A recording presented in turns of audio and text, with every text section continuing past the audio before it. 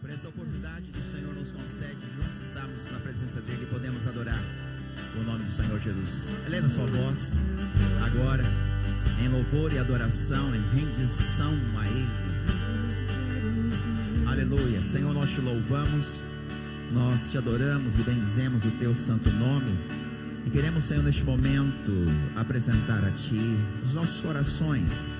E nós clamamos, meu Deus, pela misericórdia do Teu Espírito sobre nós. Que o Senhor conduza o nosso coração e as nossas vidas no entendimento da Tua palavra, em tudo aquilo que o Senhor quer, ó Deus, ministrar a nós nesta noite, ainda através, ó Deus, da Tua palavra. Abre o nosso entendimento e fala conosco na noite de hoje. Obrigado, Senhor, por cada vida presente nessa celebração. Que o Senhor continue, ó Deus, nos abençoando. Que o Senhor continue manifestando a Tua graça, meu Deus, sobre cada vida presente neste culto. Muito obrigado. Rendemos honras e glórias ao Teu santo nome, pois o fazemos em nome do Senhor Jesus. Amém. Aleluia. Aplauda a Jesus. Aleluia. Eu quero cumprimentar a todos, desejando que a graça e a paz de Deus estejam nos seus corações neste momento. Amém? Para nós é um grande prazer estarmos recebendo cada um dos irmãos, aqueles que estão nos honrando com sua presença, né? Que Deus abençoe grandemente a sua vida e o seu coração. Amém? Eu peço que você abra a sua Bíblia em Êxodo, capítulo 33, Êxodo 33. E eu quero compartilhar com os irmãos um princípio que já temos compartilhado há 2 semanas, não é? Há 2 semanas atrás, na terça-feira que foi do carnaval, nós tivemos um encontro com os líderes das nossas células e nós compartilhamos naquela oportunidade 2 princípios para que nós possamos ter reuniões atraentes, né, nas nossas células. Na terça-feira passada, nós compartilhamos mais 2 princípios, né, de como ter e manter reuniões que sejam de fato atraentes. E hoje eu gostaria de compartilhar o primeiro princípio que nós compartilhamos, não é? E o que nós falamos que é o aspecto mais importante na nossa vida, não é? E o que seria a coisa mais importante na nossa vida, irmãos?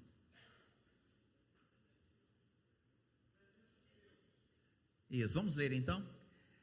Êxodo capítulo 33, nós vamos ler até o 16, assentados mesmo como nós estamos. Disse o Senhor a Moisés: vai, sobe daqui, tu e o povo que tiraste da terra do Egito para a terra a respeito da qual jurei a Abraão, a Isaque e a Jacó, dizendo: a sua descendência a darei. Enviarei o anjo diante de ti, lançarei fora os cananeus, os amorreus, os heteus, os ferezeus, os heveus e os jebuseus. Sobe para uma terra que mana leite e mel. Eu não subirei no meio de ti, porque és povo de dura cerviz, para que não te consuma eu no caminho. Ouvindo o povo estas más notícias, pôs-se a prantear, e nenhum deles vestiu seus atavios, porquanto o Senhor tinha dito a Moisés: dize aos filhos de Israel: és povo de dura cerviz. Se por um momento eu subir no meio de ti, te consumirei. Tira, pois, de ti os atavios, para que eu saiba o que te hei de fazer. Então os filhos de Israel tiraram de si os seus atavios desde o monte Horebe em diante.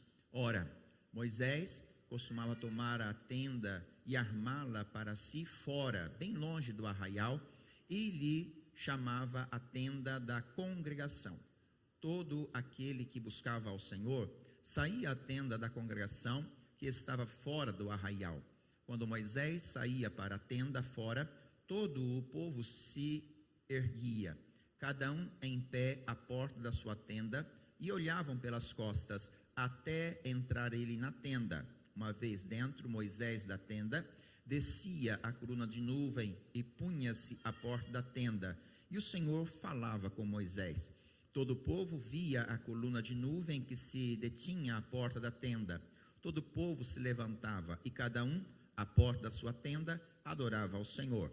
Falava o Senhor a Moisés face a face, como qualquer fala a seu amigo.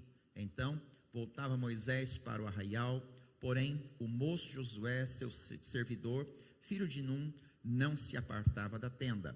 Disse Moisés ao Senhor: Tu me dizes, fazes subir este povo, porém não me deste saber a quem hás de enviar comigo. Contudo, disseste: conheço-te pelo teu nome, também achaste graça aos meus olhos.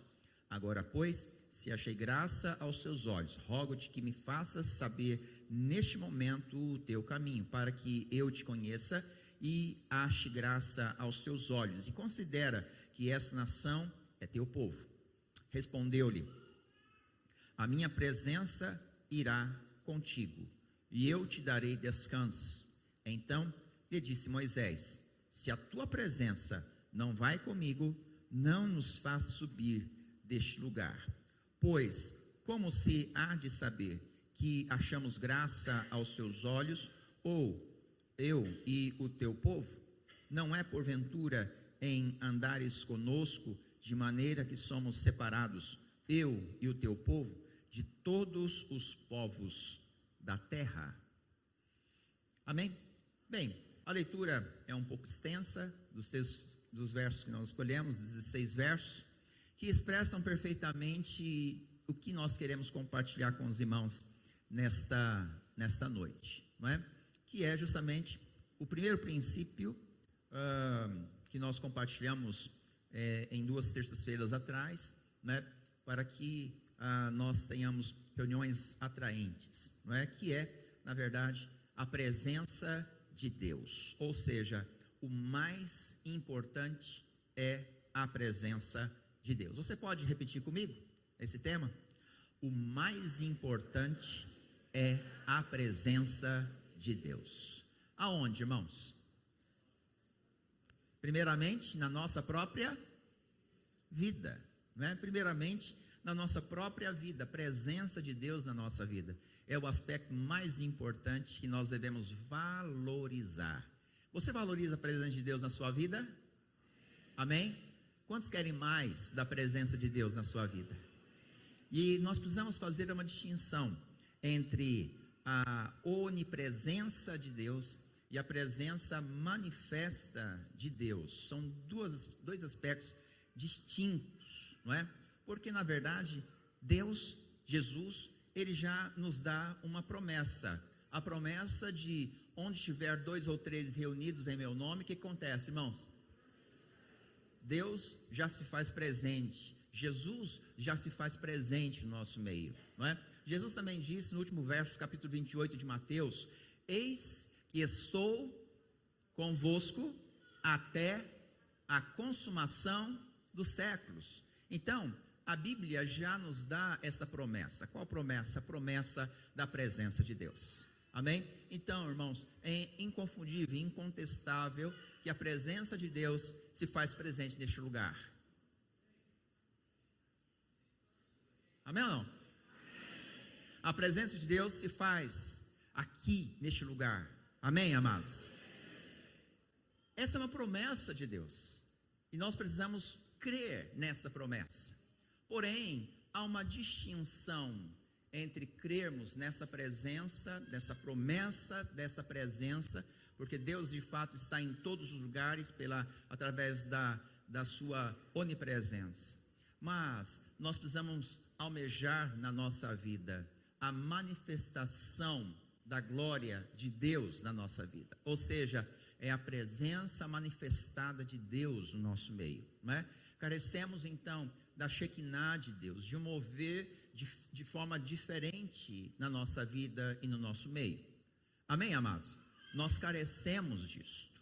E é claro, irmãos, que ao contrário do que algumas pessoas possam imaginar, e foi a nossa prédica na celebração da ceia deste mês, né, nós compartilhamos a respeito disso, que nós devemos sim anelar a presença de Deus, a glória do Senhor, a Shekinah de Deus, a presença manifesta de Deus na nossa vida. Mas nós não podemos assim confundir ou bitolar, não é? Colocando em estereótipo que a presença de Deus ela só é manifesta se acontecer isto ou aquilo outro. Do contrário, Deus não se manifestou no nosso meio. Nós temos que nos desvencilhar de algumas características, de alguns estereótipos que muitas vezes nós colocamos como um clichê para a manifestação da graça de Deus no nosso meio. Como, por exemplo, se não houver línguas estranhas, Deus não se moveu. Não houve um mover de Deus, um mover extraordinário da presença de Deus. Se não houve palavra profética, se não aconteceu visões, se não aconteceu, não é, esse mover através dos dons espirituais, se não aconteceu isso, então Deus não se moveu. Essa é uma visão errada, não é? Porque, irmãos, se nós percebemos, é claro que se acontecer a manifestação dos dons, é claro que nós queremos e a desejamos, amém? Queremos, fato, não é? Mas a verdade é que nem sempre isso vai acontecer, e ainda assim, se não acontecer, não significa que Deus não possa, por conta disso, deixar de derramar a sua presença, a sua glória, a sua Shekinah no nosso meio. E a verdade é que a maioria das vezes que Deus se move, fala conosco, traz uma palavra rema ao nosso coração, nem sempre nós estamos falando em línguas estranhas, nem sempre nós estamos dando saltos, né, com alegria, com o nosso coração jubiloso, porque a presença de Deus está sendo manifesta. E é fato que não há vez também que Deus não se mova, que isso não mexa com o nosso emocional, que não mexa, né, com as nossas emoções, que faz com que nós choremos, que nós demos gargalhadas, que possamos dar gritos, saltos de alegria, não é?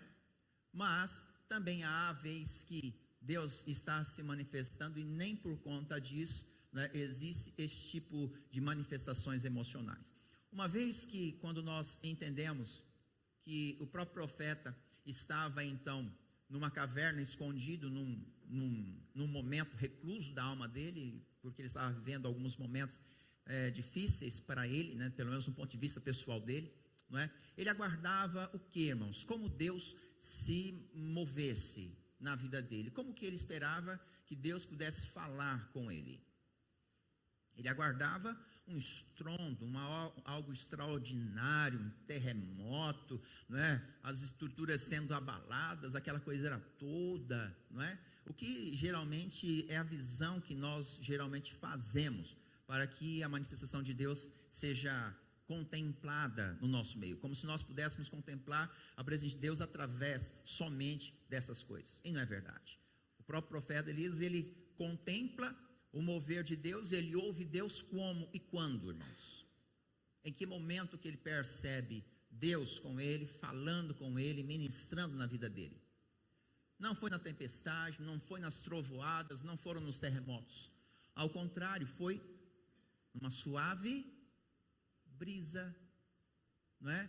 Ele ouviu Deus, ele percebeu a presença de Deus, não é? Numa manifestação sutil, simples, não é isso? Que pode acontecer com a gente todos os dias, a qualquer momento. E foi justamente nesse momento que o profeta percebe Deus com ele. Ele percebe Deus falando com ele, numa situação muito simples, uma situação, não é, muito fácil de acontecer na nossa vida cotidiana, não é? E não num terremoto, numa tempestade, numa coisa assim. E nós precisamos fazer uma distinção de percebermos e entendermos essas duas situações. Deus, ele está com todo aquele que o confessa, com aquele que declara o seu amor e a sua adoração. É uma promessa. Eis que estou convosco todos os dias, não é? Mas o que precisamos desejar na nossa vida é o poder de Deus, a Shekinah de Deus, a manifestação graciosa de Deus na nossa vida, não é? Sem temermos, mas sim ansiarmos pela presença e a manifestação da presença de Deus. Mas existe algo que pode afastar a presença de Deus, não é?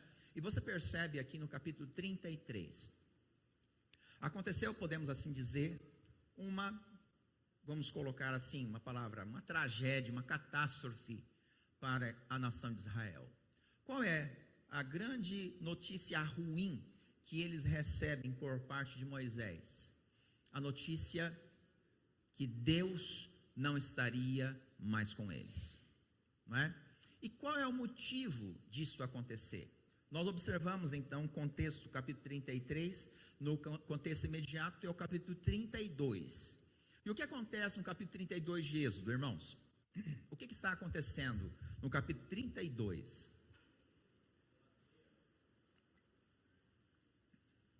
O pecado que Israel comete é o pecado da idolatria, não é? O povo clama a Arão que ele construísse o quê? Isso, um bezerro de ouro, para que Israel pudesse adorar. Faze-nos um Deus para nós. Foi o clamor, não é, do povo, foi o clamor de Israel. Eles trouxeram então ouro, para que Arão pudesse construir ali a imagem, né? E nós já pregamos anteriormente a respeito disso, a respeito da fala de Arão com relação a desculpa. Não, mas esse povo que clamou, que, né, numa linguagem minha, esse povo que me apertou aqui, né, e pediu que eu fizesse uma imagem para eles. Eles trouxessem um ouro, eles trouxeram o ouro. Eu joguei o ouro aqui no fogo e deu isso aí, ó. Saiu esse bezerro aí, ó. Saiu essa imagem, né? Como a desculpa de Arão. É só você fazer a leitura depois do capítulo 32, não é? E o que nós percebemos então? O pecado, né? A impaciência de Israel. Porque onde estava Moisés quando eles construíram o bezerro? Ele estava buscando a presença de Deus. Ele estava no monte. Ele estava buscando a presença do Senhor, recebendo as tábuas da lei.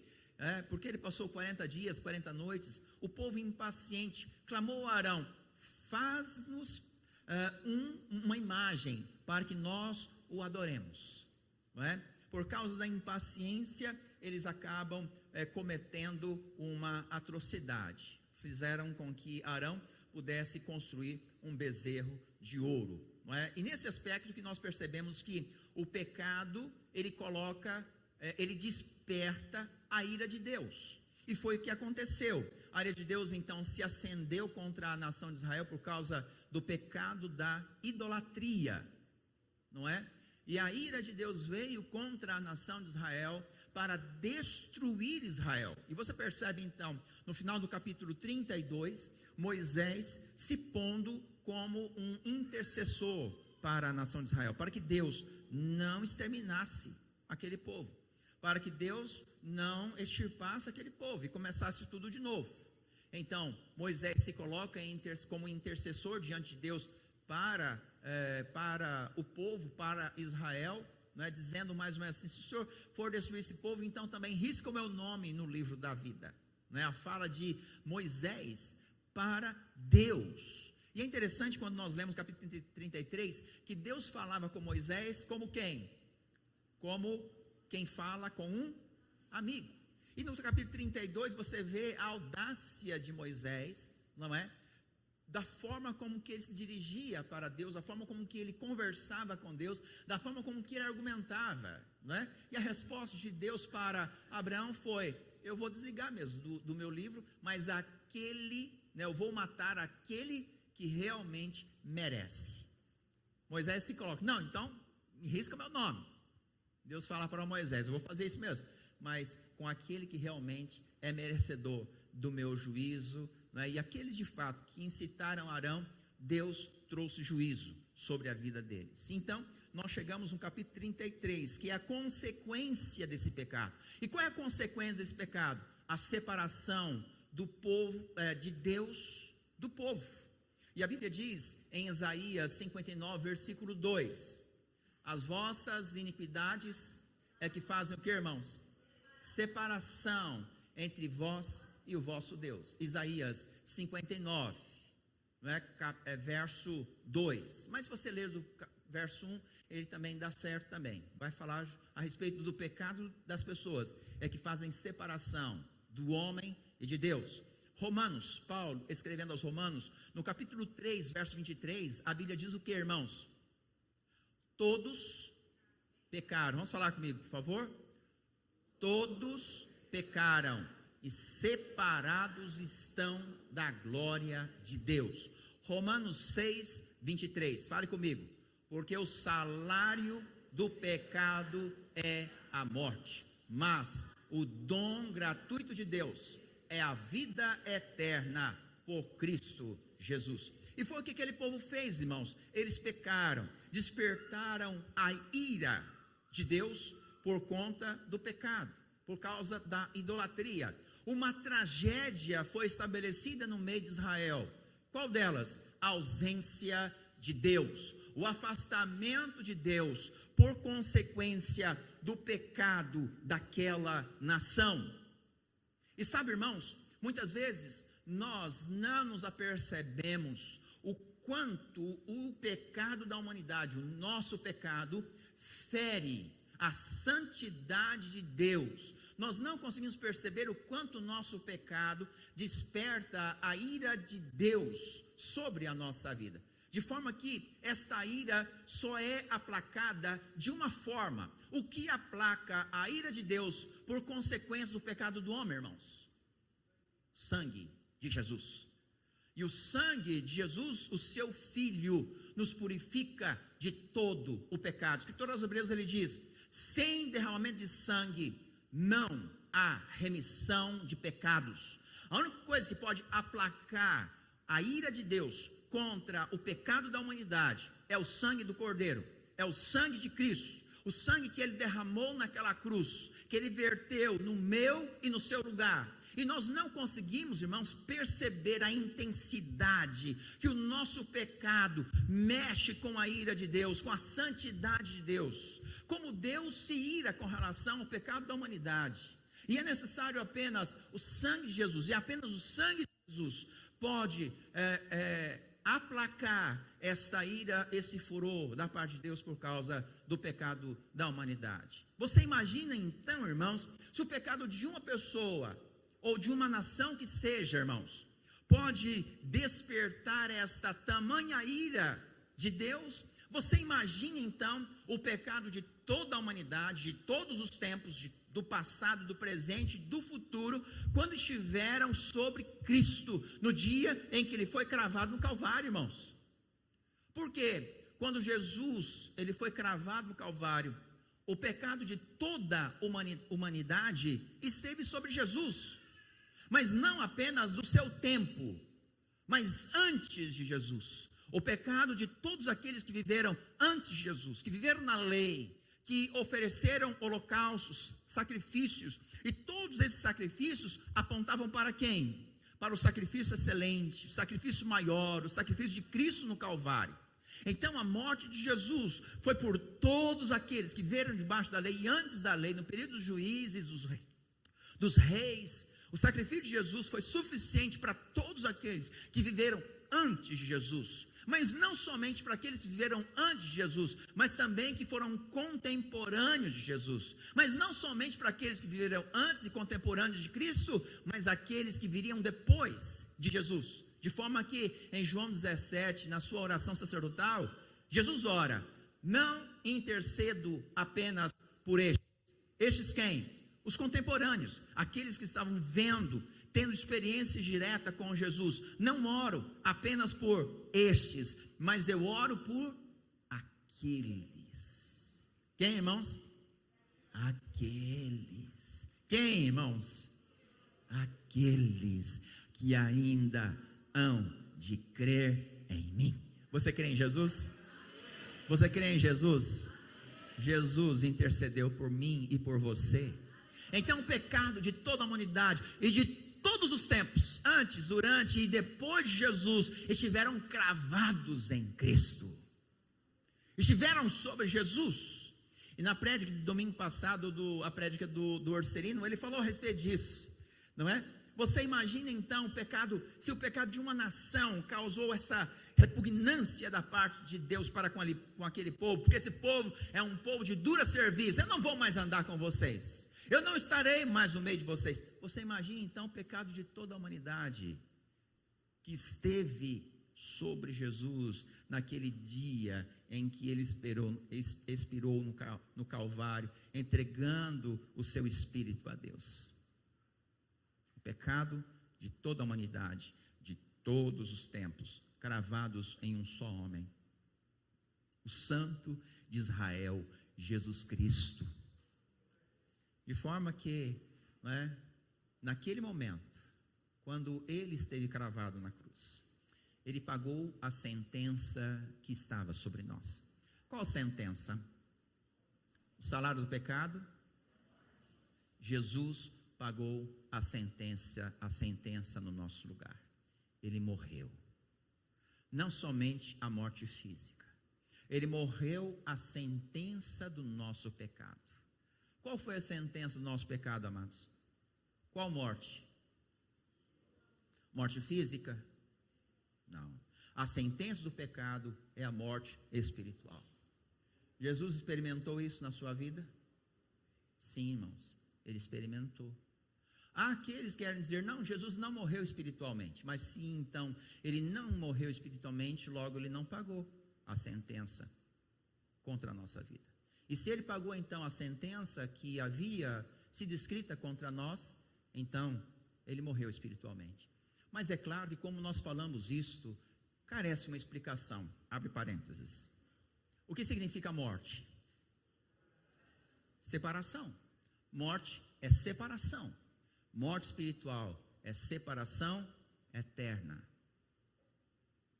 Uma sentença escrita contra nós. Mas a Bíblia diz que Jesus, naquele momento em que as Escrituras dizem que o próprio Deus virou as costas para Jesus no Calvário, quando Jesus disse, por que me desamparastes?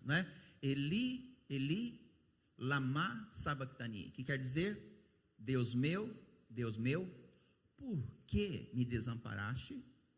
Naquele momento, e somente neste momento, a comunhão entre Deus e o seu Filho Jesus, por um momento, esteve sobre Cristo. A sentença do nosso pecado, a separação que nós sentiríamos de Deus se morrêssemos sem Cristo.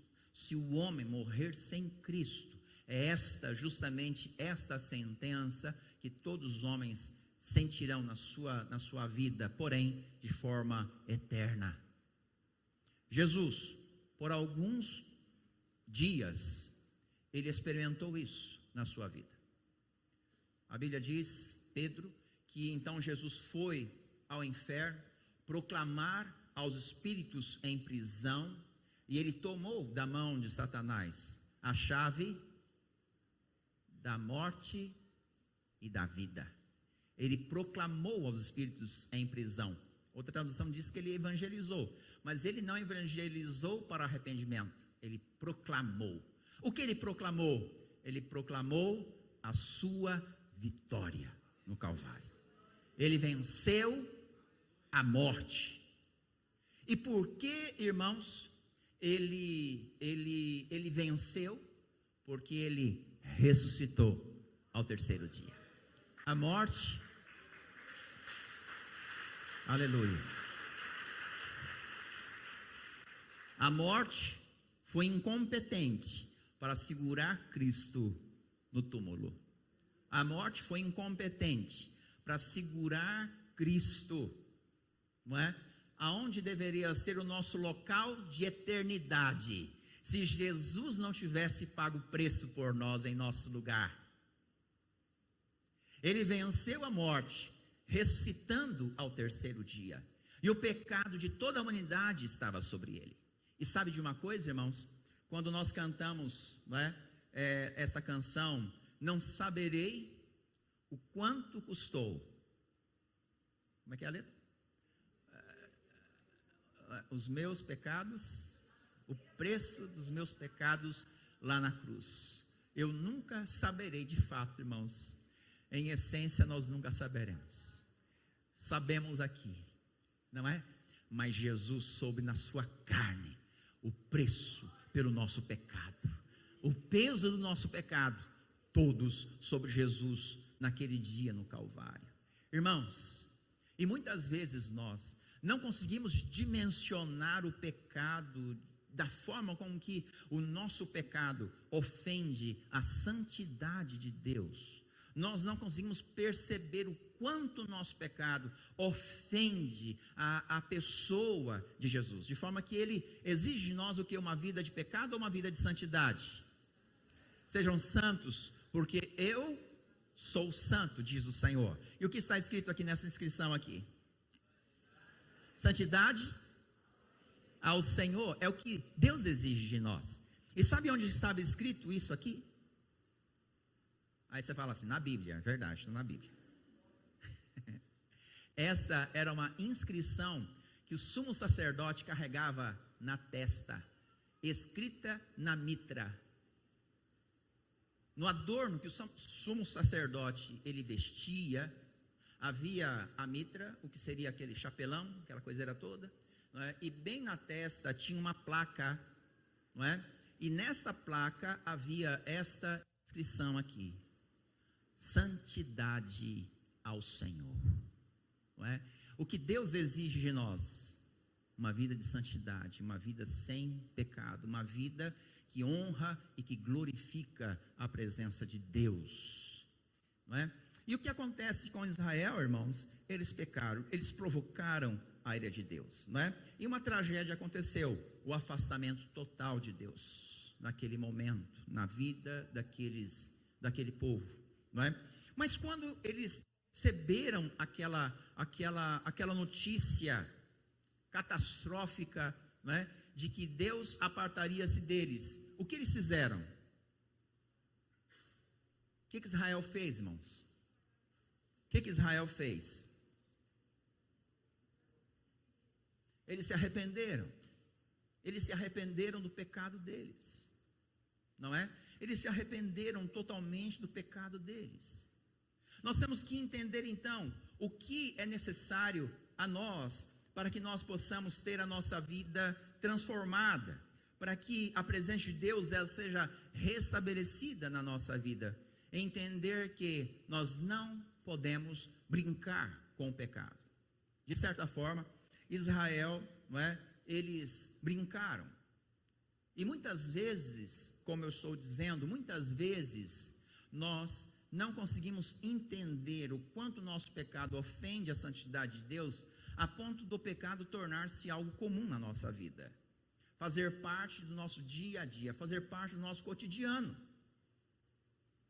E muitas vezes nós não percebemos o quanto isso nos afasta da presença do Senhor, não é?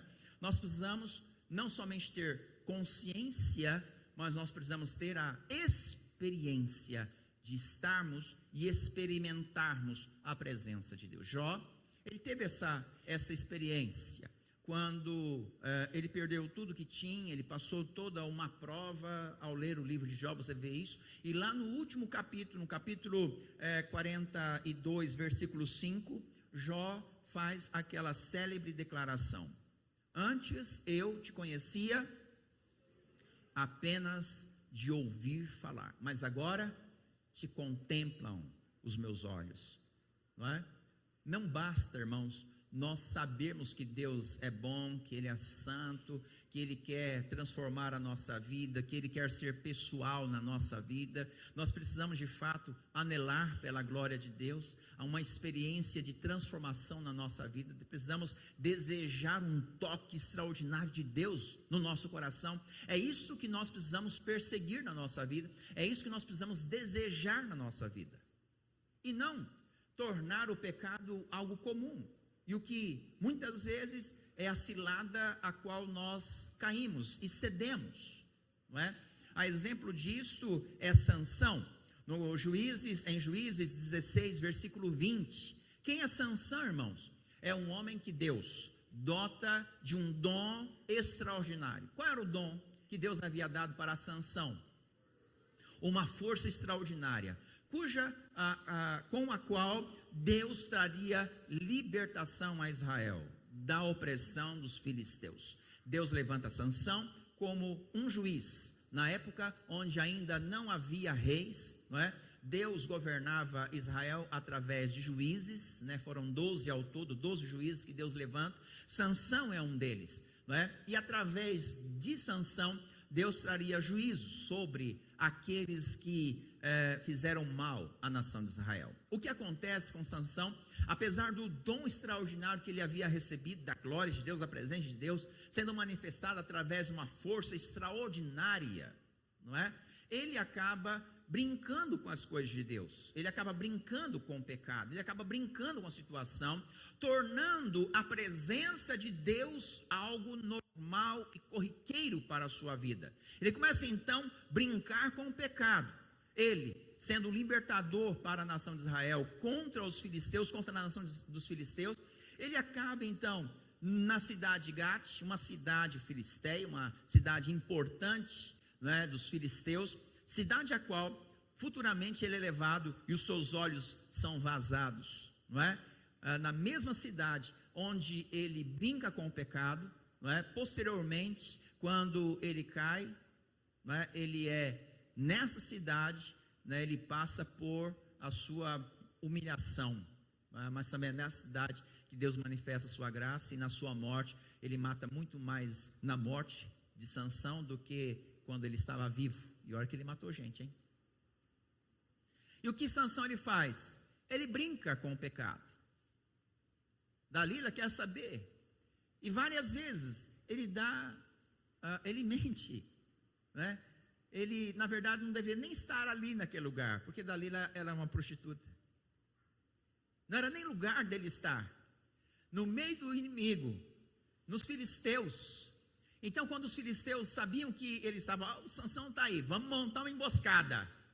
O que ele faz, irmãos? Além de pecar, brincar e zombar daquela situação toda, ele arrebenta com os muros da cidade, carrega os portões, não é? E diante da sua brincadeira, nesse texto de Juízes que nós citamos, 16, 20, sabe o que acontece? A Bíblia diz o seguinte: e ele não sabia ainda que já o Senhor se tinha retirado dele. Olha só, irmão, Sansão não havia percebido que a glória de Deus o havia abandonado. Que coisa triste, não é verdade, irmãos? Como alguém pode perder a presença de Deus e não perceber que a presença, que a Shekinah de Deus foi embora? Me diga como. É fácil. Quando o pecado e a santidade de Deus, quando o pecado e a presença de Deus não fazem diferença para a pessoa. Quando a pessoa brinca com o pecado, quando a pessoa não dá o valor necessário ou devido à presença de Deus, porque ele não percebeu que a glória de Deus foi embora, porque ele perdeu o respeito, ele perdeu o temor, ele perdeu o que ele não deveria perder, não é? O temor ao Senhor. De forma que o pastor Ebi Huber, ele, em uma das suas prédicas, ele fala a respeito de duas síndromes, não é? A síndrome de Sansão e a síndrome da caverna, né? Duas doenças espirituais que o cristão pode enfrentar, não é? A síndrome de Sansão é aquele que está em pecado, a sua vida é torta, não é? A sua vida secreta, ao invés de ser um teste de abençoado, é uma vida de pecado, de pornografia, um pecado de mentira, de enganação, de violência, não é? E esse cara está na frente da obra, fazendo, evangelizando, liderando, mas no secreto, na família, a vida dele é uma podridão, é um pecado só. Está na mídia pregando, está evangelizando nas ruas, está no púlpito falando da palavra, está nas celas ministrando. Esta é a síndrome de Sansão. A síndrome da caverna é a síndrome do profeta Elias, que esteve lá na caverna, aquele mesmo silêncio, e Deus falou através da brisa, não é? Ele não tinha pecados, irmãos, para estar ali escondidinho, não é?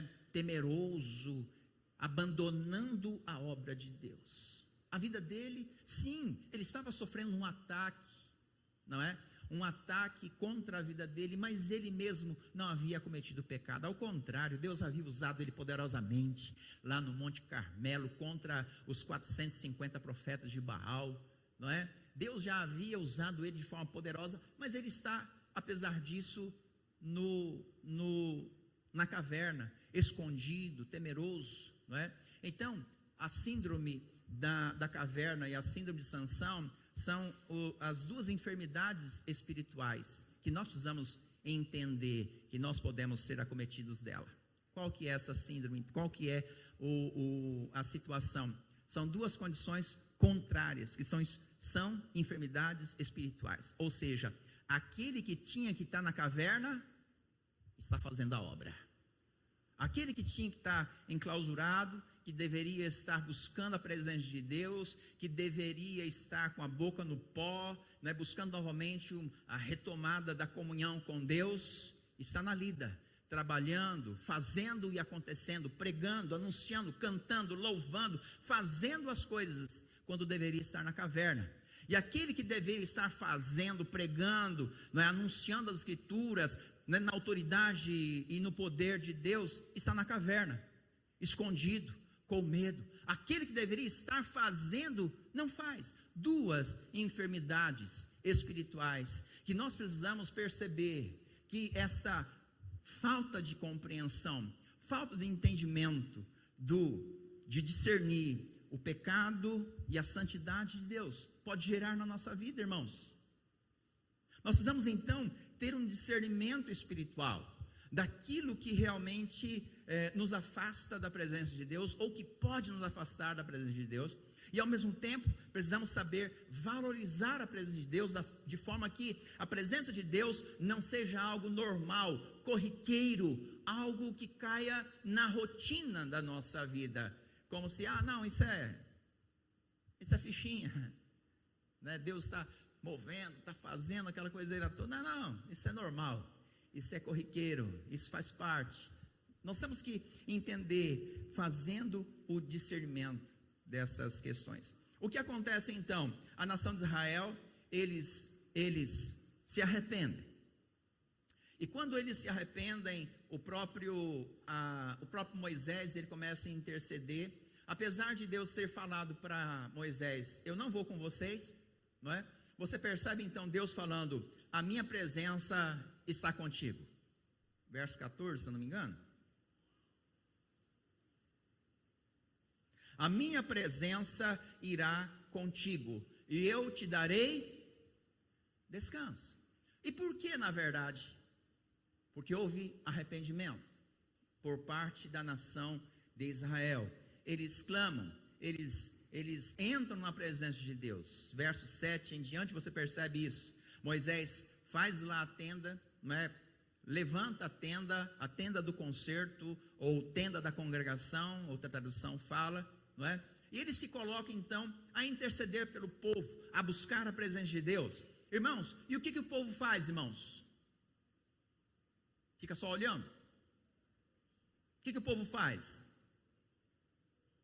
Intercede junto, começa a orar juntos, né? E um aspecto assim, interessante nisso tudo, quando Deus dá a sentença lá no capítulo 2, ele fala assim, versículo 2, ele diz, enviarei quem? Um anjo diante de ti, lançarei fora os cananeus, os amorreus, os heteus, os ferezeus, os heveus, os jebuseus, os heveus da terra, da vida aí, não é? Qual a fala de Deus para Israel? Eu envio um anjo, mas eu não vou com vocês. Moisés aceita aquela condição? Deus fala, vocês vão entrar na terra que emana leite e mel, a terra que eu prometi para Abraão, para Isaac e Jacó. Vocês vão entrar na terra de Canaã, mas quem vai guiar vocês? É um anjo, eu não vou com vocês. Moisés, ele não aceita aquela condição. Você pode estar aonde for, você pode conquistar o que for na sua vida, mas se a presença de Deus não estiver conosco. Pode vir anjo junto, irmãos. O que vai valer para nós é o quê? É a presença de Deus. Nada terá valor se Deus não estiver conosco. Você pode conquistar o que for. Você pode comprar, construir, não é? Construir um império. Mas se Deus não estiver com você, meu irmão, de nada vai valer esse negócio. Moisés, ele entendia bem isso. Vocês vão herdar terra que mana leite e mel. Você vai ter prosperidade lá. Mas eu estou fora. Eu não estarei com vocês. Então, qual é o clamor de Moisés? Não nos faça subir, se a tua presença não estiver comigo. Não me faça subir, se o Senhor não estiver comigo. A igreja e nós podemos ter tudo, irmãos, mas se a presença de Deus não estiver com a gente, nós de fato não teremos absolutamente nada. Porque o que realmente vale para nós, irmãos, é a presença de Deus. Nós precisamos entender então, que nós precisamos tirar do nosso meio tudo aquilo que causa repugnância aos olhos de Deus. Você percebe então que Deus, ele fala para que o povo tirasse, verso 6, então os filhos de Israel tiraram de si os seus atavios. Mas no verso 5 então, quando o Senhor tinha dito a Moisés, dize aos filhos de Israel, és povo de dura cerviz, se por um momento eu subir no meio de ti, te consumirei, tira pois de ti, o que, irmãos? Os atavios, para que eu saiba o que hei de fazer. Versículo 6 então, eles tiram os atavios. O que representa os atavios, irmãos? Representa tudo aquilo que traz repugnância aos olhos de Deus. Ou seja, tudo aquilo que representa o nosso pecado. Nós precisamos tirar do nosso meio aquilo que atrapalha a nossa caminhada com Deus. E por que os atavios de Israel representavam isso? Porque com o que eles construíram a imagem de idolatria? Com o ouro deles, com as suas joias, não é?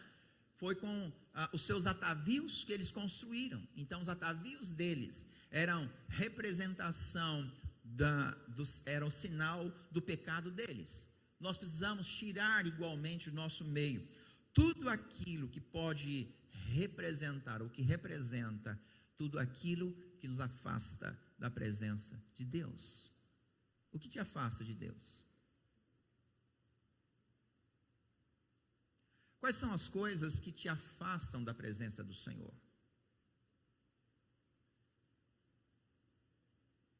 É justamente isso que nós temos que afastar diante de nós, diante dos nossos olhos.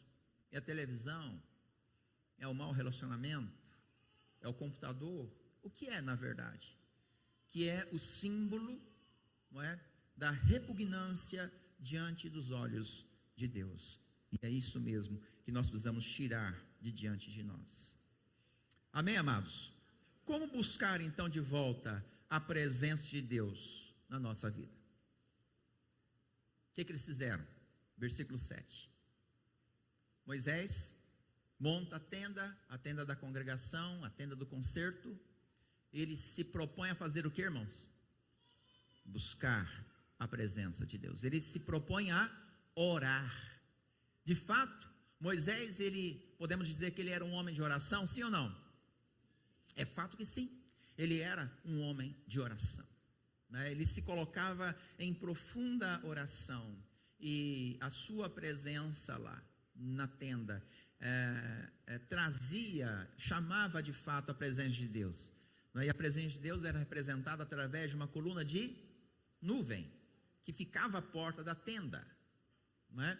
E ele buscava Deus, mas ele não buscava sozinho, o povo buscava junto com ele, sim ou não, irmãos? Orava com ele. E sabe a grande diferença entre nós e o povo de Israel naquela época? A grande diferença entre nós e Moisés é que Moisés, ele só era o representante de Deus e a voz de Deus para toda aquela nação, para todo aquele povo. Ou seja, aquele povo dependia de Moisés para que eles pudessem ouvir as instruções que Deus traria para eles, através de um homem, através de Moisés. E ainda assim, irmãos, quando Moisés entrava na tenda, não é? O povo, cada qual na sua própria tenda, adorava a Deus, passavam então a buscar a Deus. O que eu quero dizer com isso? Que o povo poderia muito bem levantar as mãos, cruzar os braços talvez, e olhar e aguardar apenas Moisés sair da tenda e fazer a pergunta célebre: qual é a palavra de Deus para nós hoje? Mas não, o que o povo fazia? Orava, apesar de Deus não falar diretamente com o povo, apesar de Deus não falar diretamente com Israel, apesar de Deus não falar diretamente com cada indivíduo da nação, pessoalmente, ainda assim Israel se prostrava diante dele para adorar, para orar, para buscar a presença de Deus. E a grande diferença de Israel para conosco, irmãos, é que Pedro nos chama, cada um de nós, como o que, irmãos?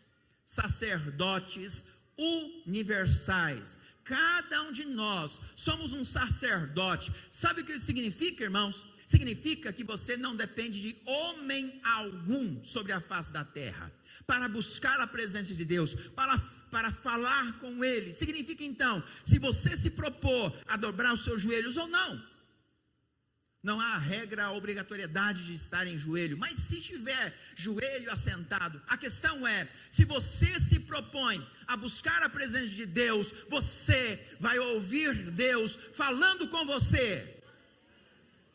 A grande diferença nossa da nação de Israel é que Deus falava com Israel apenas através do sacerdote. Deus, aliás, através do profeta, e este era Moisés. E a grande diferença deles para conosco hoje é que Deus fala conosco diretamente, porque nós temos um sumo sacerdote, é Jesus Cristo. E Paulo, escrevendo a Timóteo, ele diz: porque há um só Deus e um só mediador entre Deus e os homens, Cristo Jesus, homem. Nós temos livre acesso à presença de Deus. Dependemos apenas de Jesus. Jesus é o nosso mediador. Você não precisa de um sacerdote terreno, você não precisa do pastor, você não precisa do seu líder de célula, você não precisa do seu discipulador, você não precisa do seu professor de escola bíblica dominical para buscar a presença de Deus. Não! Nós temos livre acesso à presença de Deus. Nós podemos a qualquer hora, a qualquer instante, se nós propormos nosso coração, falar com Deus, buscar a sua presença, podemos fazê-lo, e Deus nos ouve. Mas o que nós fazemos com tudo isso? Apesar desta honra toda que Deus nos dá, a qualquer momento nós podemos buscar a presença de Deus. Você imagina, irmãos? A qualquer momento. Mas ainda assim, nós não fazemos. Muitos, na verdade, se consideram homens, vestem a capa, vestem a condição e dizem: eu não sou um homem de oração. Eu não sou uma mulher de oração. Muitas pessoas da nossa congregação assumem essa posição, mas eu não sou um homem de oração, eu não sou uma mulher de oração, porque talvez não entendem, não compreendem a importância e a vida do que é a vida de oração. O que é na verdade oração? O que é oração, irmãos? O que fazemos quando nós oramos é muito mais do que pedir, é muito mais do que interceder, é muito mais do que agradecer. Quando nós oramos, nós nos relacionamos com Deus. Oração é relacionamento com Deus. É isso que representa oração.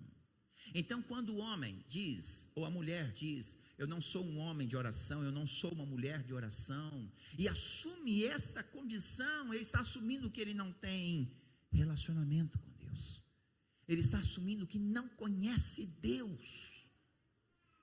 E nós precisamos sair simplesmente desta condição de conhecer Deus, de ouvir falar como Jó dizia, e passarmos a ter uma experiência real com Deus, a termos uma experiência verdadeira com Deus, através da comunhão, através da oração, através de uma conversa profunda e sincera com Deus. Imagina você um casal, quantos casados temos aqui?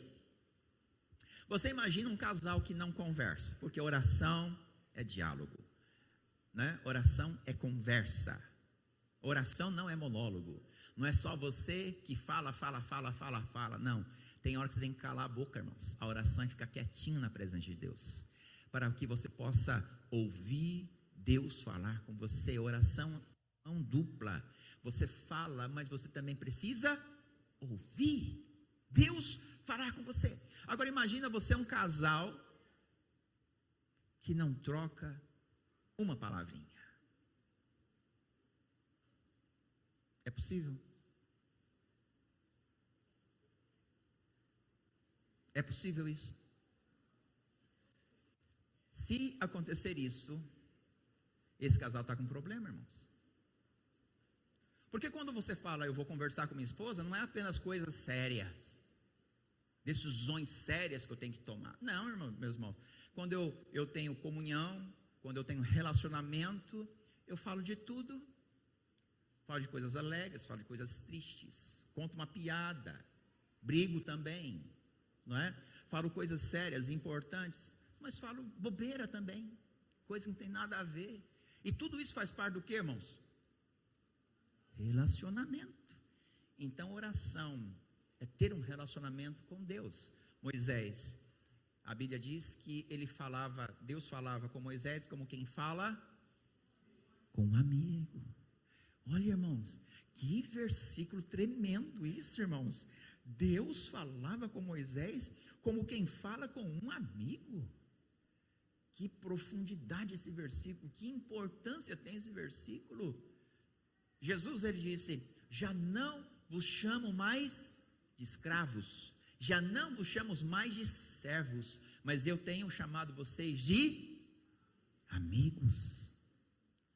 Oh, meus irmãos, nós precisamos compreender a importância dessa palavra e começarmos a enxergar a oração em um outro nível, não no nível de apenas de intercessor, essa responsabilidade, essa carga que nós colocamos, essa capa que nós colocamos, eu sou intercessor na igreja, como quem tem revestido de uma responsabilidade, algo assim muito importante, e de fato é, irmãos, ser intercessor realmente é, mas manter e ser um homem de oração, ser um intercessor é uma parte de ser um homem de oração. Ser um intercessor é uma fração, né? E aquele que entende que ser um intercessor é tudo na oração, está limitada a sua visão. Ser um homem de oração, ser uma mulher de oração, significa ser um amigo de Deus.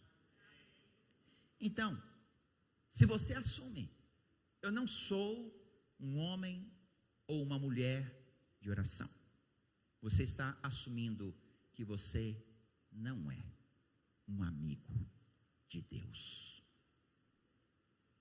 Que triste, que triste. E talvez as pessoas estão assumindo esse papel até de forma inconsciente, porque tem uma visão errada do que é ter uma vida com Deus. Talvez as pessoas estão assumindo esse entendimento porque não estão discernindo o pecado e a santidade. Não faz diferença para essa pessoa viver em pecado ou viver em santidade. Síndrome de Sansão. Não faz diferença.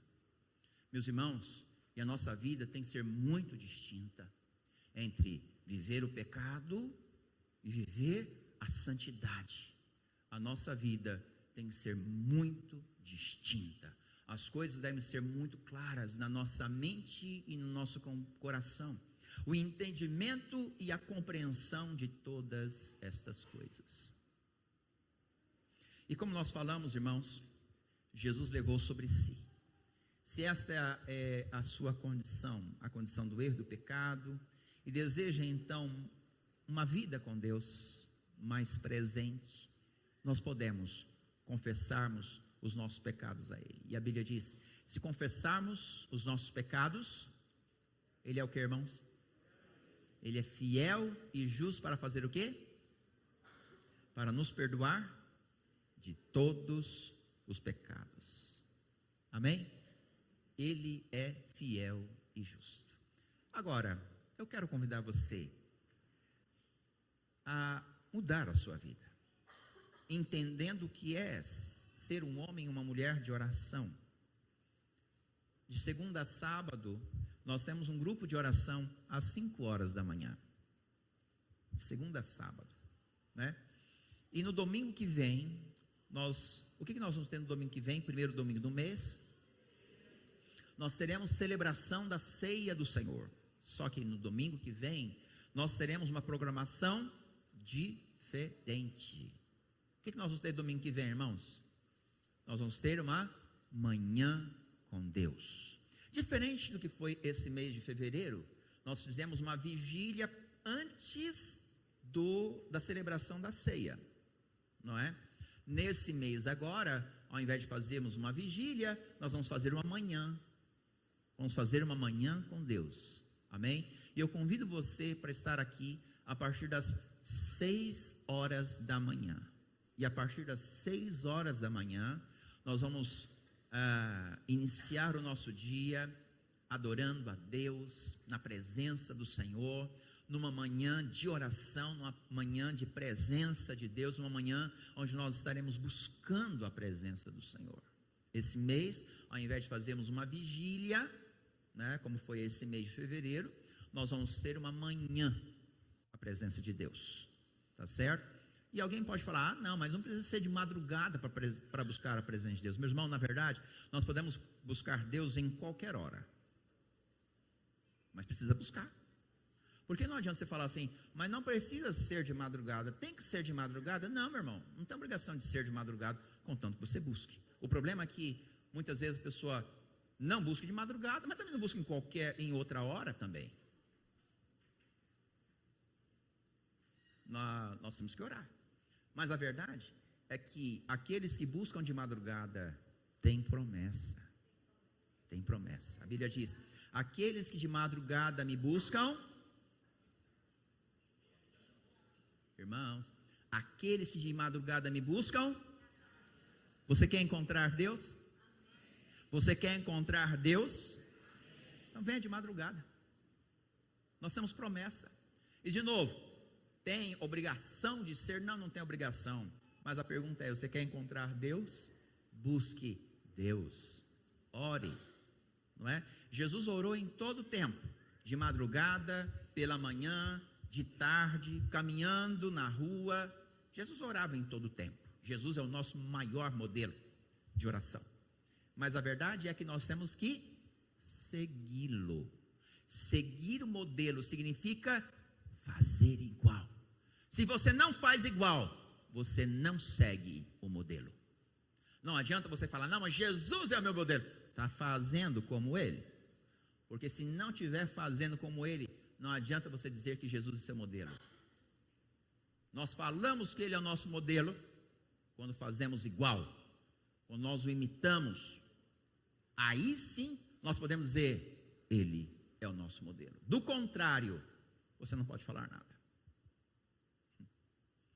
Nós precisamos buscar a presença de Deus em nome de Jesus. Vamos ficar de pé, irmãos. Você pode dar na mão a pessoa mais próxima aí? Eu quero orar com você em nome de Jesus.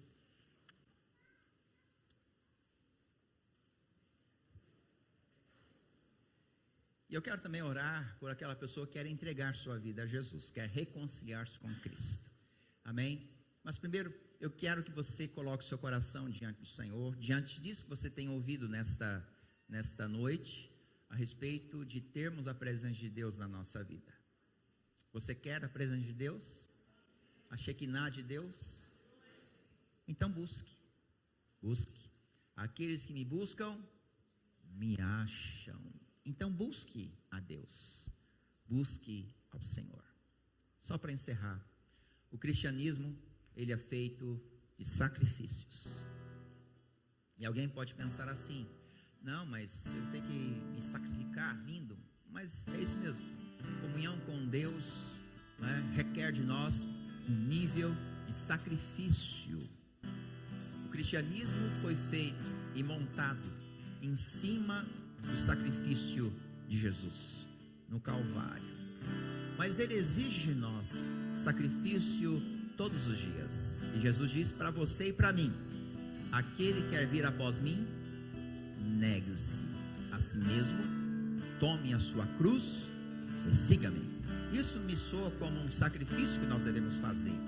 Ele diz: se alguém ofender um lado da sua face, oferece o outro lado. Me soa também como um sacrifício. Considerai os outros superiores a vocês mesmos. Isso me soa como um sacrifício. Ame o seu inimigo. Isso me soa como um sacrifício. O cristianismo, ele é uma expressão da nossa vida de sacrifícios. Então considere isso em nome de Jesus. Vamos orar. Curva sua cabeça, feche seus olhos e coloque a sua vida diante de Deus, diante desta palavra, o que deve ser a nossa vida diante de Deus. Pai, nós queremos nesse dia apresentar ao Senhor a nossa vida e o nosso coração, e nós clamamos, meu Deus, pela graça e o renovo do Teu Espírito sobre nós. Que o Senhor nos renove, que o Senhor nos capacite, e acima de tudo, que o Senhor aplique essa palavra nos nossos corações. Em nome de Jesus, papai, eu clamo por Tua graça, por Tua bênção e por Tua misericórdia. Renova o nosso coração e faz-nos, ó Deus, conhecedores e entendidos disso que nós estamos ouvindo nesta noite. Repreenda, papai, todo pensamento contrário que coloca a nossa mente numa disposição mental contrária à Tua palavra, de forma que nós enxerguemos o pecado como algo normal, enxerguemos a santidade como algo normal, tão normal que chega a ser confundido o pecado com a santidade. Livra-nos, ó Deus, deste estado mental, desta visão, desta concepção, mas que sejamos de fato radicais ao nos aproximarmos do Senhor, de enxergarmos o pecado radicalmente, e queremos, ó Deus, nos afastar do pecado, ó Deus, de forma radical. Em nome de Jesus, eu clamo, Senhor, neste momento, pela graça do Teu Espírito sobre nós. Eu clamo neste momento, pela misericórdia do Senhor, que o Senhor nos envolva com o Teu poder. Em nome de Jesus, trabalha na nossa alma e no nosso espírito, aplicando esta palavra, esta verdade aos nossos corações nesta noite. Em nome de Jesus, quebra as cadeias, quebra, Senhor, as dominações malignas na mente e no coração. Nós repreendemos em nome do Senhor Jesus, e nós clamamos nesta hora pela graça do Senhor que nos renova. Ó Deus, em nome de Jesus, devolve, Senhor, aos Teus filhos o ânimo e a graça para que nós possamos buscar a Tua presença cada vez mais através da oração, e assim nos tornemos Teus amigos, homens e mulheres de oração, homens e mulheres que buscam a Tua presença, que buscam a Tua face, a tempo e fora de tempo, não somente pelas madrugadas, mas também durante o dia, durante a noite, em todo momento, que possamos buscar a Ti, orando sem cessar, como diz a Tua palavra. Abre, Senhor, para isso nosso entendimento, quebra as visões equivocadas que muitas vezes nós levantamos acerca da Tua manifestação e da Tua graça.